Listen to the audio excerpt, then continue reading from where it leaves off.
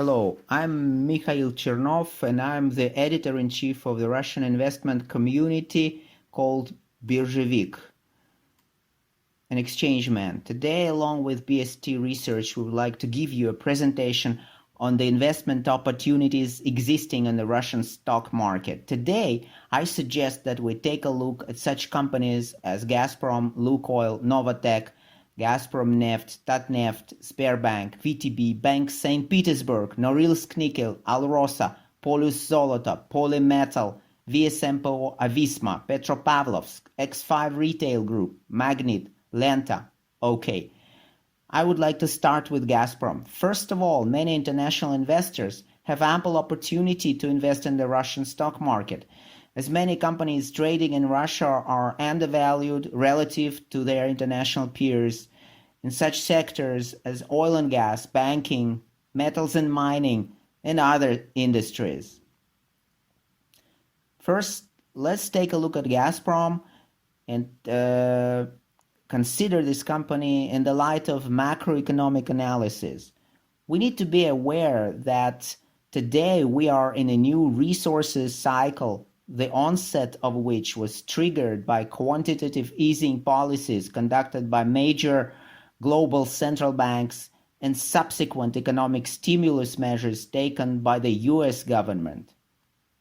This set in motion inflationary processes globally and put upward pressure on major commodities prices. The global economy is now set to get mired in a stagflation cycle, similar to the situation that we could observe in the period from 1964 to 1981. In this stagflationary environment, we should expect further growth of commodities, including oil. Regarding Gazprom, it is important to remember that the company earns most of its profits from long-term contracts tied to the oil price.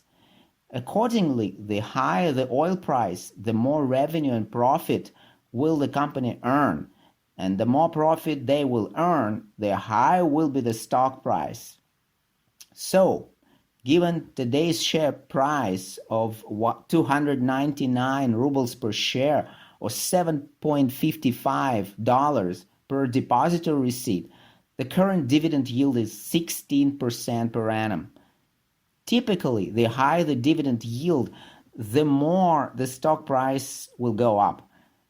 As the cutoff date approaches, the cutoff date for dividends.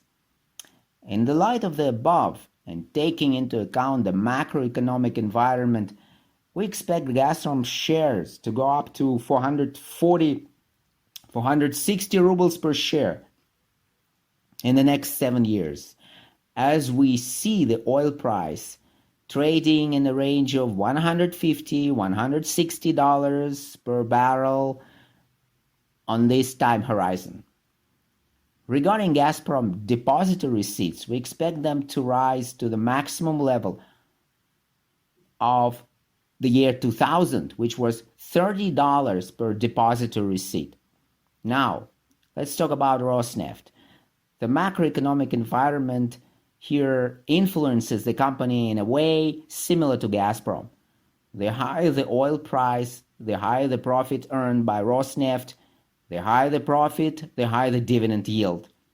But technically, Rosneft stock is close to its important resistance levels. So, within the next 7 years, we expect sideways dynamics for Rosneft shares, even with a high oil price environment. Another interesting thing about Rosneft is that they are planning to enter the natural gas export markets and compete with Gazprom and Novatek. They will be incurring significant capital expenditures going forward, which will put pressure on their balance sheet and limit dividend payouts. So, here we expect shares to be trading in a channel of 580 rubles per share, or $6.98 per one depository receipt.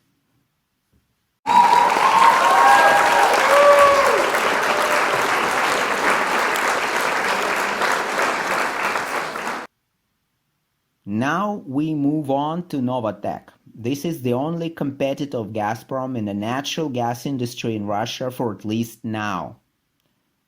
Novatek boasts a significant share of the LNG market in Asia and Pacific region, and it earns good profits selling LNG.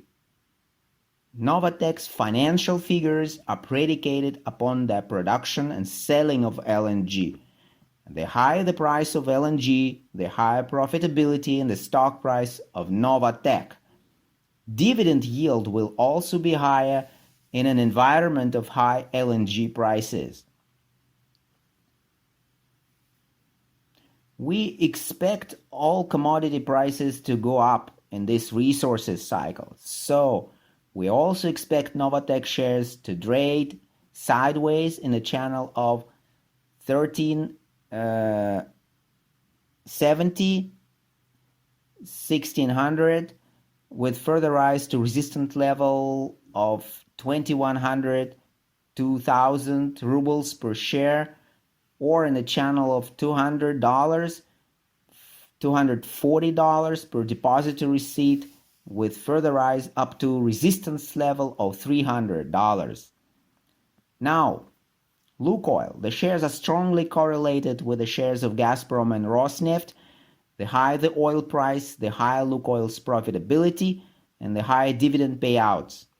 But in the first decade of the resources cycle, we expect the oil price to have a correction to below $80 per barrel, with further run up to $150, $160 per barrel. In this oil price environment, even with prices in the range of $60, $70 per barrel, the dividend yield for Lukoil will be high enough. This factor will be instrumental in keeping the shares in the channel of 6,200 rubles, 6,900 rubles, with further run up to 8,000 rubles per share. Depository receipts are likely to trade sideways at around $80, $100, with further run up to $130, $140 per share. Now, Gazpromneft. Here again we have a similar picture. Just like for Gazprom, Lukoil, Rosneft, in the light of the factors mentioned above, we expect the shares to be trading sideways in the channel of 435, 550 rubles, with further run up to 750 rubles per share. Depository receipts are likely to trade sideways at around $35, with further run up to $50 per depository receipt. Now we move on to Tatneft ordinary shares. The situation here is correlated with Gazprom, Lukoil, Gazpromneft, and of course the oil price. But international investors here should take into account the following factor. There is a tax burden issue that puts a damper on the company's stock price. When this issue gets resolved, we will see an immediate revaluation of the shares, since the cash flows saved from taxes will be distributed among the shareholders in the form of dividends. There is anecdotal evidence in Russia that Tatneft is slated to be relieved from the extra tax burden. So, we expect here some period of sideways trading in the range of 450, 530 rubles per share, with a further run up to 1,000 rubles per share. Tatneft depository receipts in London are likely to trade sideways at around $30, $45, with further run up to $100 per depository receipt. Now, Sberbank. This financial institution should no longer be treated like a bank proper, but rather a fintech company. I mean that in addition to the legacy banking business, they are building an ecosystem that includes such businesses as telecom, retail, IT, taxi car sharing. Or it would be more correct to say that there is now anecdotal evidence saying that they are going to enter the taxi and car sharing businesses. These industries are in demand among consumers. So within the next 7 years, we expect a revaluation of the entire Russian banking sector. And Sberbank in particular will be revaluated upwards due to further diversification of the sources of their cash flows. So, our target price for their shares is 400 rubles or $30 for depositor receipt.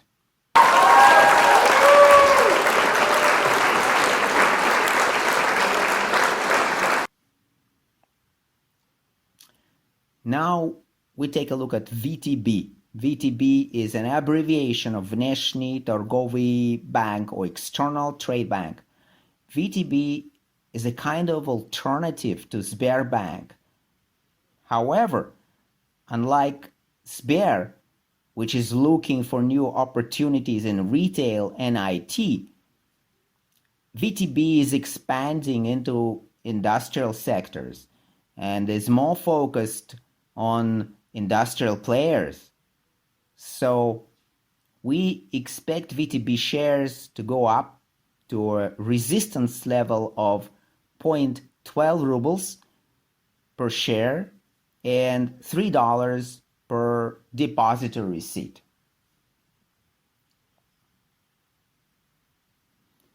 Now, Bank Saint Petersburg. They are focused on lending to consumers and selling insurance products. Other cash flows are limited for now, but in the light of the Russian banking sector growth, we may be certain that the bank will continue to generate profits. The higher the profits, the more dividends the bank will be able to pay out. So we expect the stock price to reach 120 rubles per share. The bank does not have depository receipts in London, so investors can only buy ruble-denominated shares. Now, let's take a look at Norilsk Nickel. With the electric vehicle sector booming, such metals as nickel, lithium will be in demand going forward. The company has a significant share of the global nickel market, and we believe that in the future the market will be experiencing a deficit of nickel, which will drive the prices up. So the company will be able to earn good profits, which will keep dividends growing and support the share price. We expect Norilsk Nickel shares to go up to resistance level of 40,000 rubles per share and $60 per depositor receipt.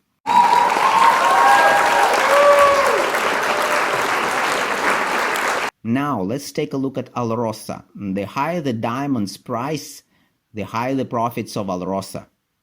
Also, the profits are positively influenced by production growth. The company is paying out dividends regularly. We expect the diamond's prices on the global market to go up, so the share price should go up to 180 rubles per share. That's our forecast. The company does not have depository receipts, so investors can only buy ruble-denominated shares. Now, Polyus Zoloto. The company produces gold in Russia. They are mining gold in Russia. We believe the price of gold will rise going forward. Our target price for gold is $3,000 per ounce. And the higher the gold price, the higher the profits of Polyus, and the higher the dividends they will be able to pay. It is important to bear in mind that we believe the gold price growth will be driven by a decrease in global gold production, which will cause a deficit of gold in the market and will drive the prices up. So, we expect the depository receipts for Polyus Zoloto to go up to resistance level of $200 per one receipt.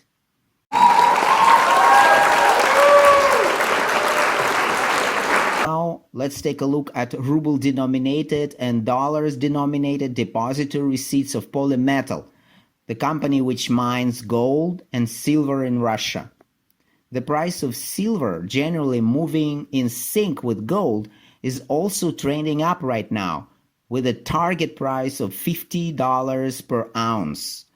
This price increase is also driven by a decrease in silver production, and we also need to bear in mind that the level of short positions in gold and silver held by US banks is currently approaching a critical level beyond which we might have a short squeeze after the silver breaks through the level of $28 per ounce and goes up to $50.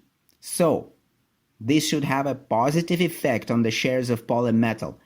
We expect Polymetall shares to go up to resistance level of 2,000 rubles per depository receipt. Regarding the US dollar denominated depository receipt, our price target here is around $35 per receipt. Next in line is VSMPO AVISTA, a company which mines and produces Titan for further selling to Boeing, Airbus, and other aircraft manufacturers. VSMPO is a leader in the Titan market, so the higher the Titan price, the higher the shares of VSMPO. However, as of today, we believe these shares are undergoing a correction to a level of 31,000 rubles, after which the trend should reverse and we could see the shares go up to 60,000 rubles per share. The company does not have depository receipts in London, so investors can only buy ruble-denominated shares. Now we are looking at Petropavlovsk, a company that mines gold in Russia. The shares have been out of sync with the price of gold, as there is an ongoing conflict among top management here. So we expect their shares to trade sideways at around 14-20 rubles per share. Further upside to 30 to 40 rubles per share may be possible only if the above-mentioned conflict comes to a successful resolution. Depository receipts will also be trading sideways at around $14 per depository receipt.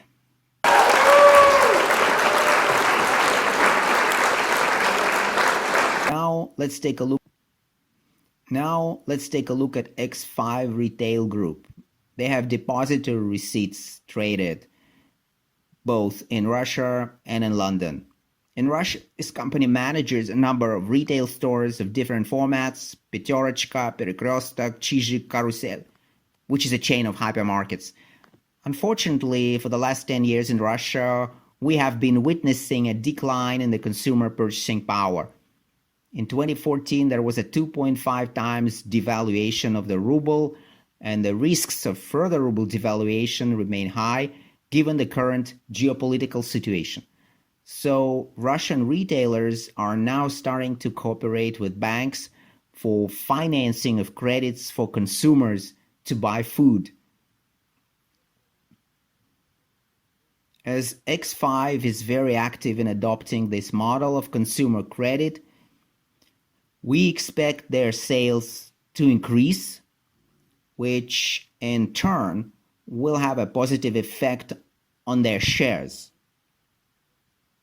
In the light of this, we expect X5 ruble-denominated depository receipts to rise to 3,500 rubles, while its dollar-denominated depository receipts could go up to $50.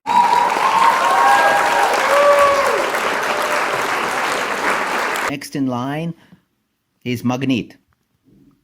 They are in the same boat with X5, closely cooperating with banks to provide financing for consumers to buy food. So we expect their revenues and profits to rise, and their shares will rise as well, will go up to a resistance level of 10,000 rubles. Profits will grow, and they will be able to pay more dividends. Now Lenta, another Russian retailer. We expect their ruble shares to trade sideways in a range of 160 to 100 rubles per share, and accordingly dollar depository receipts will trade in a range of $1.9 $3.5. We can see a slow growth of companies' revenue, which will put a damper on the stock price.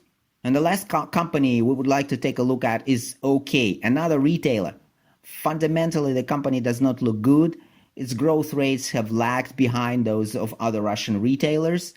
So we expect the stock price to continue its downward trend in a downward channel to a support level of 20 rubles per share. They have been steadily losing market share to such companies as X5 and Magnit.